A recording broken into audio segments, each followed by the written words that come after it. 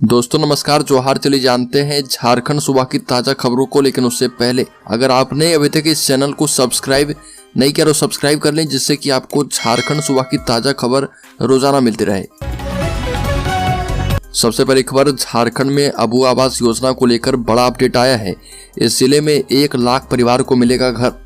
बता दें कि आपकी योजना आपकी सरकार द्वार कार्यक्रम का तीसरा चरण 24 नवंबर से 26 दिसंबर तक चला था और इसमें पूर्वी सिंहभूम जिले के सभी 11 प्रखंड में शिविर लगाया गया था। शिविर में राज्य सरकार की विभिन्न कल्याणकारी योजनाओं के लिए आवेदन आए थे और बता दें कि राज्य के 20 लाख लाभुकों को आवास दिया जाएगा। इस योजना के लिए पूर्वी सिंहभूम जिला से 1,10,000 आवेदन अनुमोदित कर दिए गए हैं और इन सभी को घर दिया जाएगा।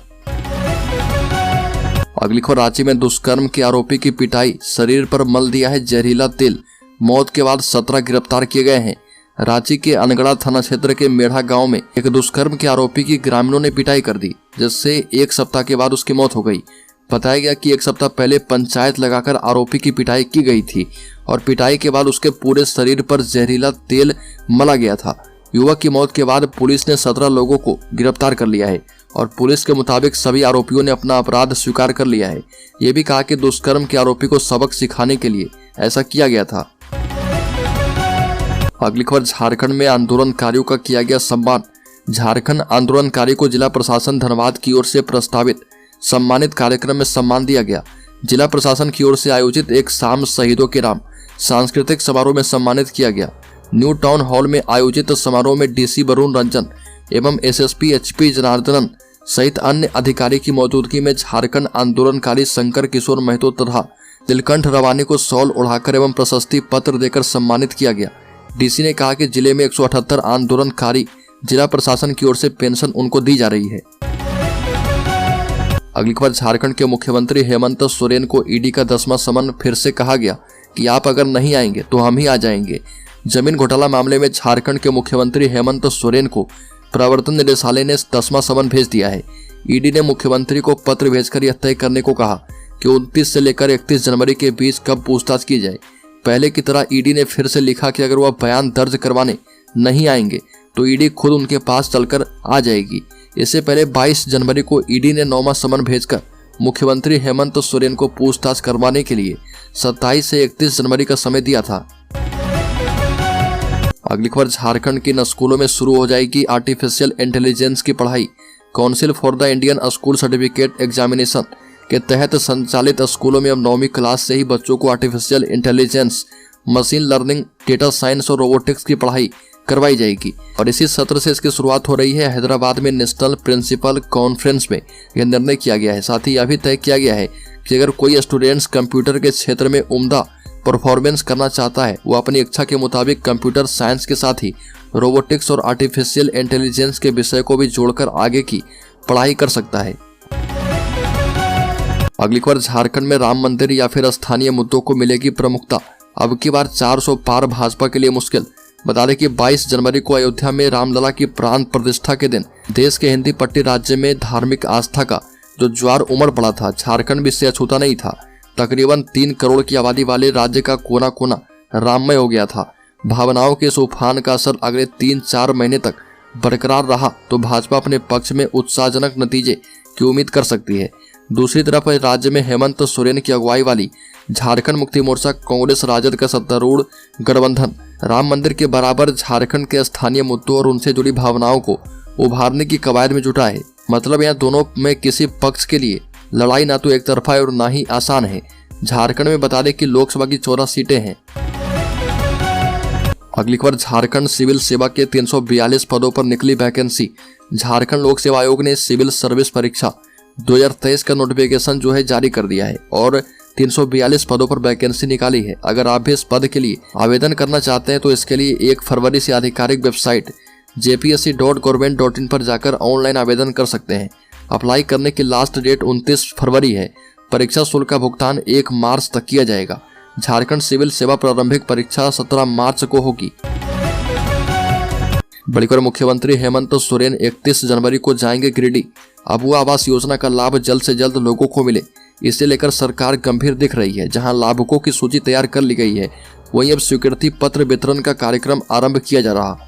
अबुआ आवास योजना का शुभारंभ एवं स्वीकृति पत्र वितरण करने को लेकर मुख्यमंत्री हेमंत सोरेन 31 जनवरी को गिरिडीह आएंगे और इस कार्यक्रम को देखते हुए प्रशासन भी अलर्ट मोड में है। और इस संबंध में गिरिडीह डीसी नमन प्रियस लकड़ा ने कहा कि मुख्यमंत्री के कार्यक्रम के मद्देनजर सभी व्यवस्थाओं को समय पर पूर्ण करना सुनिश्चित करेंगे। इसके साथ ही सभी पदाधिकारी आपसी समन्वय के साथ कार्य करेंगे।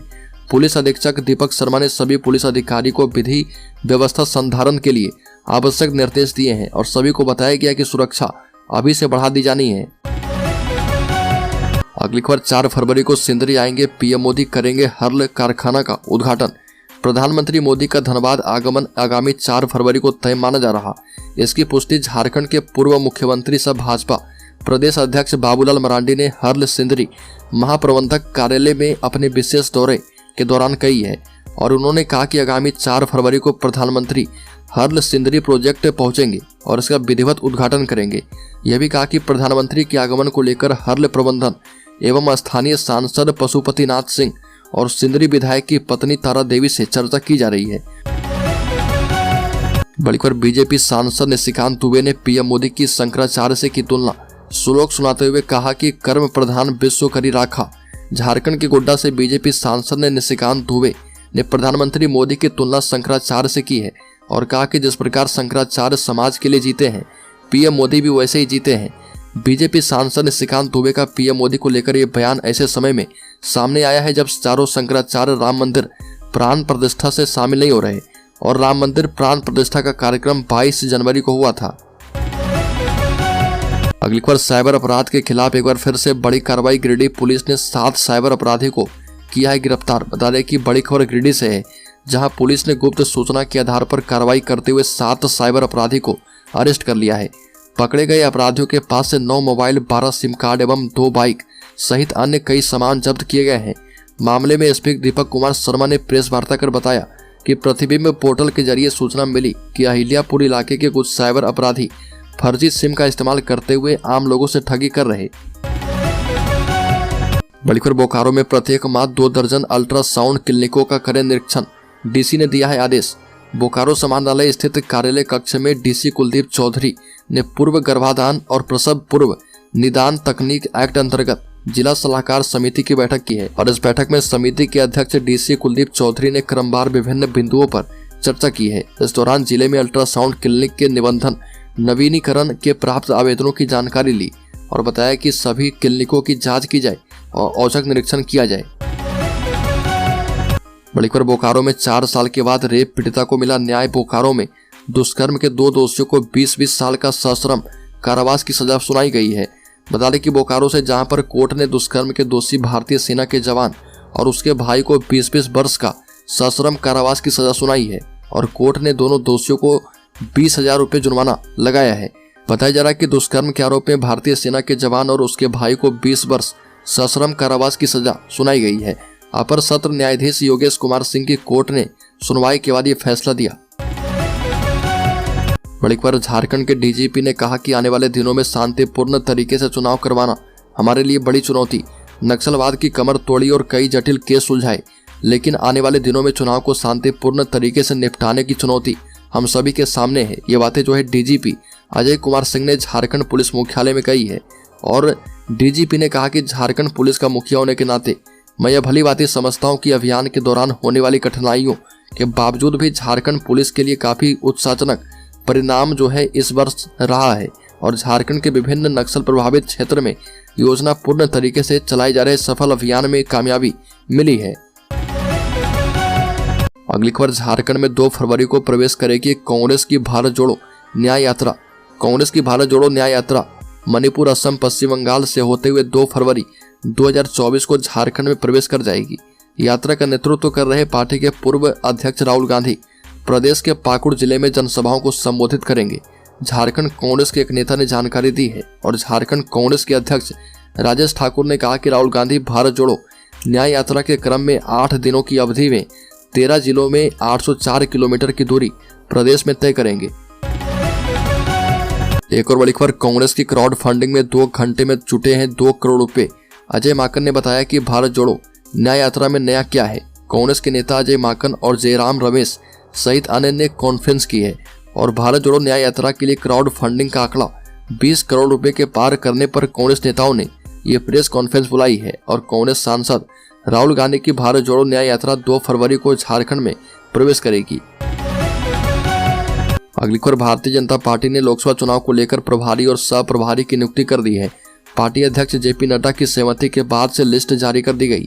इस लिस्ट में झारखंड के 2 प्रमुख नेताओं को जिम्मेदारी सौंपी गई है। इस लिस्ट में सांसद दीपक प्रकाश और राज्य की पूर्व मेयर पार्टी की राष्ट्रीय महामंत्री आशा लकड़ा शामिल है।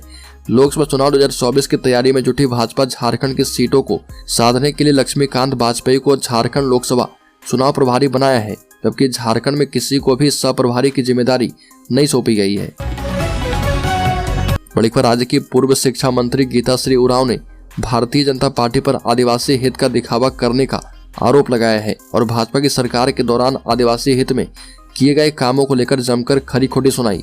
गीताश्री उरांव ने कहा कि आदिवासी महिला को राष्ट्रपति बनाए जाने का ढिंडोरा पीटने वाली भाजपा आदिवासी की आंखों में धूल झोंकने का प्रयास कर रही है और आरएसएस के एजेंडे पर काम कर रही है। गीताश्री उरांव ने कहा कि समस्त आदिवासी समाज के 11 फरवरी को भाजपा के द्वारा झूठा और पाप के पुलिंदे के सम्मेलन का पुरजोर विरोध करते हैं।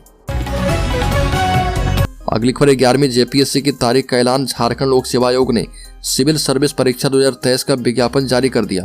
नोटिफिकेशन आयोग की वेबसाइट पर उपलब्ध है और कुल 342 पदों के लिए नियुक्ति परीक्षा ली जाएगी। ऑनलाइन आवेदन भरने की प्रक्रिया 1 फरवरी से शुरू हो रही है और यह 29 फरवरी की शाम 5 बजे तक जारी रहेगी। परीक्षा शुल्क का भुगतान 1 मार्च तक किया जा